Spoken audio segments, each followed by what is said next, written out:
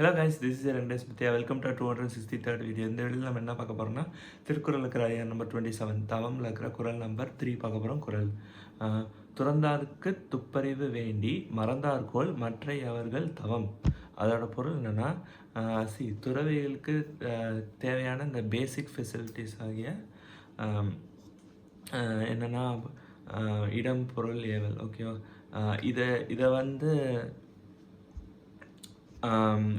அவங்களுக்கு கொடுத்து அவங்களுக்கு உதவணும், அவங்க கூட எப்பயுமே நம்ம துணை நிற்கணும் அப்படின்னு நினச்சிக்கிட்டே நம்மளோட தவ வாழ்க்கைக்கான இந்த பேசிக் எப்படி சொல்கிறது, ஒரு பேசிக் கேரக்டரிஸ்டிக்ஸே மறந்துட்டு வாழ்கிறோமோ அப்படிங்கிற மாதிரி சொல்கிறாங்க. அப்படின்னா என்னென்னா, தவம் அப்படிங்கிறதுக்கான சில இது இருக்குது. இப்படி இருந்தால் தான் தவம் அப்படிங்கிற மாதிரி. அதாவது நல்ல ஃபஸ்ட்டு திருக்குறளில் பார்த்துட்டுன்னா தெரியும் என்னென்னா, ஒருத்தவங்க வந்து நல்ல ஒழுக்கத்திலும் அதுக்கப்புறம் வந்து பிறருக்கு எந்த துன்பமும் அளிக்காமல் இருக்கிறது தான் ரியல் தவம்னு சொல்லியிருப்பார்.